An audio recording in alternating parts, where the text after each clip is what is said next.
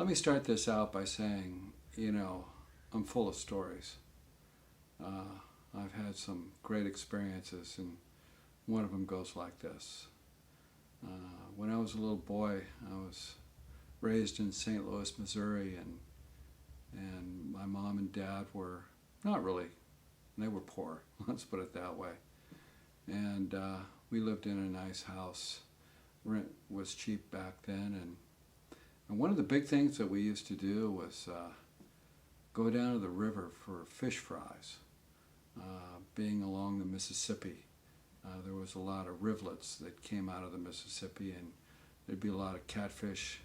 And one of the great things on a Saturday afternoon was, or Sunday, was going down and having a fish fry and playing all day and enjoying the river.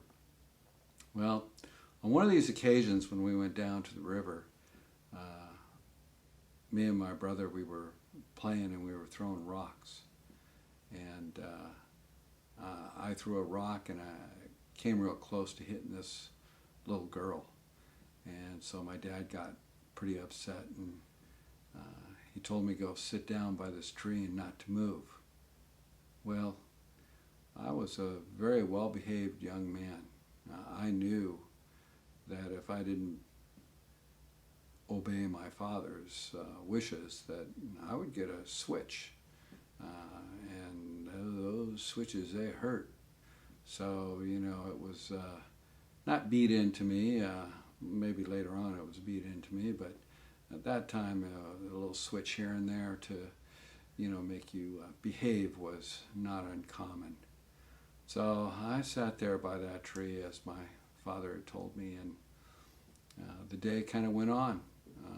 I watched other kids play, and I played myself. You get lost. You start as a kid. I was, maybe 4 years old, and I was looking down at the ground and playing in the dirt, and my mind was wandering. I had a great imagination, and I kept myself busy, playing and pretending just as I sat there and being a well-behaved boy that I was.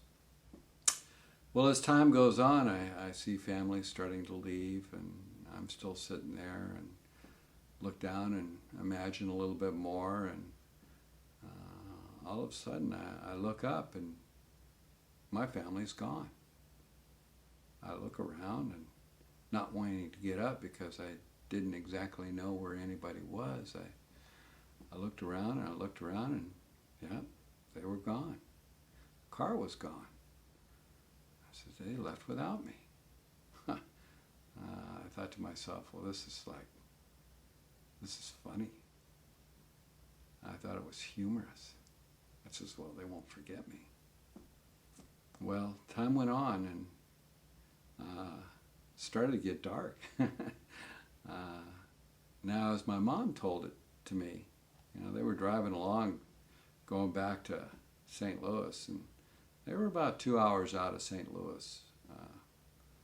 And she said about an hour into the trip, they had my brother in there, and my sister was in there. She was just a little baby at the time, and we had some cousins with us, and they were all in the back seat and having fun and talking and whatever. And my mom said my name came up for some reason, and she turned around and asked me a question.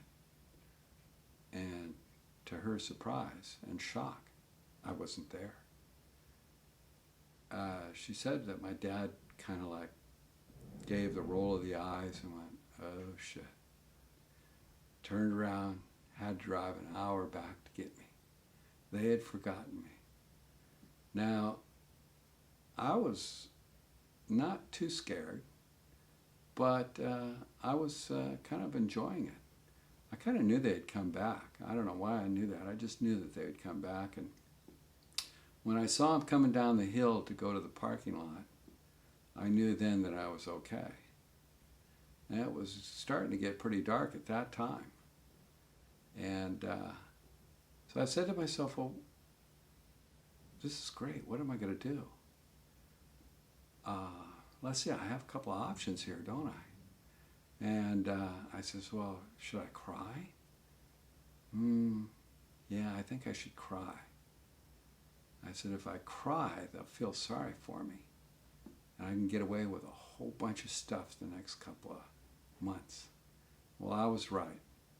My mom came up and she grabbed me and she was in tears and I was in tears. And first thing out of my mouth was, I thought you forgot me. I thought you forgot me. Well, I played on that for a long time after that. They'd be doing something and I'd want to go somewhere or do something and they'd be going and I'd say, well, don't forget about me. Oh my God, it was great.